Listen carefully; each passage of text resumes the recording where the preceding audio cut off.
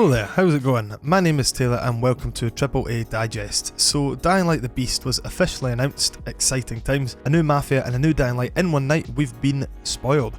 So we decided to put together everything we know about the game so far. You know how we do it. Number 1, the plot. So the plot of The Beast takes place right after the end of Dying Light 2, tying together stories of the first and second game. The game brings back Kyle Crane, protagonist of the original Dying Light, yet again voiced by Roger Craig Smith. Crane returning after an extended in-universe hiatus, a mysterious figure called the Baron held Kyle captive and experimented on him for more than a decade. Although, unlike Aiden from Dying Light 2, there is no immunity timer this time around. After Crane escaped captivity, he now wields new beastly abilities and is extremely pissed. The goal is to hunt down your captors to seek retribution, only to discover there's far more at stake. The world is not as popular as it once was, but there are still lots of people and factions for Kyle to meet, some nice and some not so nice, and that's not to mention the mysterious creature that's turned the woods into its personal hunting grounds. More on that later. Number 2, location. So the Beast's new setting is the fictional town known as Castor Woods. This once bustling tourist destination is home to a diminishing number of survivors and increasing population of zombies. Rather than being set solely in a city, the demo gameplay showcases an entirely new open world map featuring natural landmarks, small villages and industrial complexes. The setting offers diverse traversal options. There's a forest region alongside an old town area and an industrial complex set beside a rail yard, for example. It's comparable in size to a single region of Villador from Dying Light 2.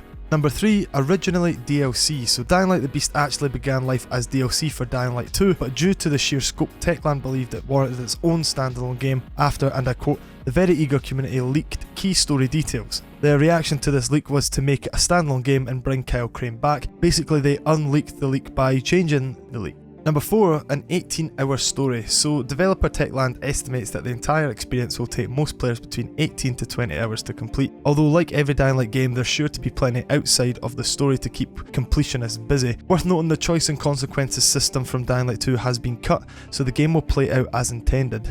Number 5, for new players too. So even though playing the prior games in the series and DLCs would be beneficial, worry not, it's not required. Even if you've never played Dying Light before, this works as a standalone adventure that presents a great introduction and entry point to the series for new players. Number 6, Beast Form. So these new powers of Kyle's are obviously exemplified by Beast Mode, a transformation state in which Kyle's eyes turn red and his vision glows orange, which allows him to see illuminated skeletons of oncoming foes with his enhanced vision. His combat style completely shifts. He leaps around the battlefield, can ground pound, which sends out a small shockwave. He throws large environmental objects with ease, fights huge hulking enemies with his bare fists, and tears enemy creatures' heads off as part of a finishing animation, all because someone shat in his cornflakes. He can willingly use beast form when his rage meter has built up enough, and it will have its very own skill tree to upgrade. Number 7, Parkour.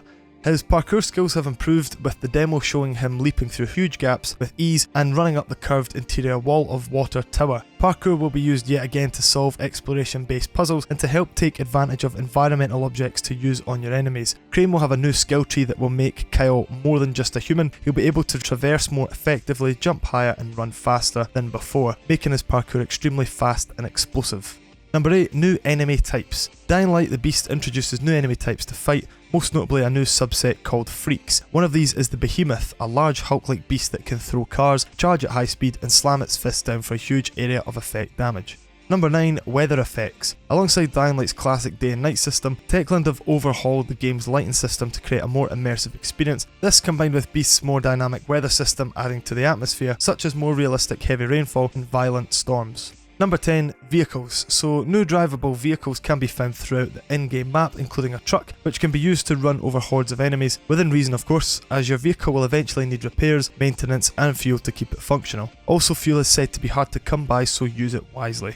Number 11, improved gunplay. So although the game still has major focus towards melee attacks, using traps, running past enemies, sneaking past larger groups that you have no business fighting, thankfully Techland has taken players' feedback on board by tightening up the gunplay. Gun use has been notably improved and feels better to use. Firearms are a lot more viable in general for players that wish to have some range and pick off enemies from afar. Number 12, a player online co-op. So you can play the entire game in 4-player co-op. If you're bricking it too hard, you can choose to not play any of it alone, but you lose all respect from every person you've ever known. And you can host your own games or join others, gain experience points together and keep any new items they earn. What's not yet clear is that IGN said it was a shared story, meaning all players progress together, but then other articles stated it was the same as always, in which the host only progresses. As soon as we find out more info, we will let you guys know. Number 13, free for Ultimate Edition. So important, anyone who purchased the Ultimate Edition of Dying Light 2 Stay Human will receive Dying Light the Beast at no additional charge. This goes for all platforms. Players can purchase the Ultimate Edition until September 30th, at which time it will be removed from sale. After that date, the Beast can only be purchased separately, so if you see this after September 30th, it's too late, mate.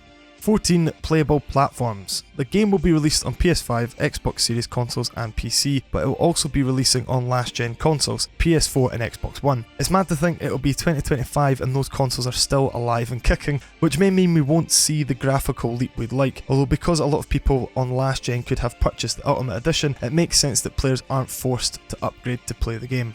Number 15, release window. So via Techland's frequently asked questions tab on their website, they've stated that the game is approaching the point of content completion, so we can expect to hear more about the game's release window over the coming months, and the game enters the polishing phase and Techland are ready to share more. So that is everything we know about Dying Light the Beast so far. We'll learn more about the game over the coming months, I'm sure, so expect more content down the line. But what do you guys want from the game? That's it from us. Dying Light the Beast is coming to PC, PS5, PS4, Xbox Series consoles and Xbox One. See you on the next one. That's life. That's life. That's what all the people say.